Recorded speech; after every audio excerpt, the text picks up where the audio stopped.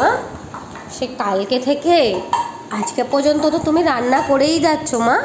তা কি রান্না করছো এত? সেটা কি রান্না?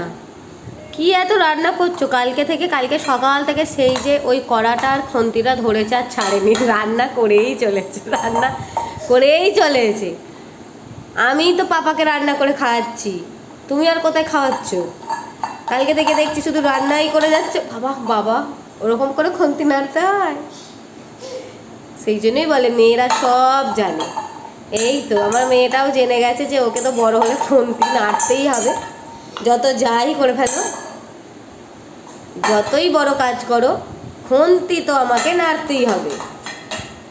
বাবা বাবা, ওরে বাবা, ওরে কি রান্না হচ্ছে!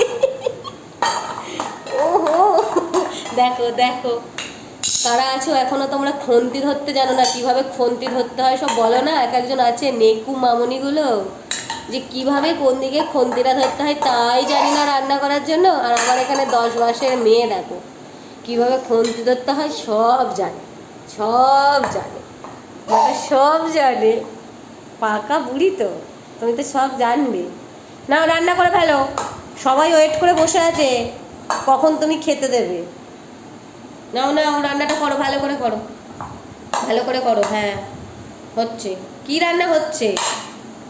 হ্যাঁ কি রান্না হচ্ছে গো? বাবা বাবা, কোন দিকে খন্তিটা ধরবো? আবার আবার লেট হয়ে গেলে নাকি পাপার মতো?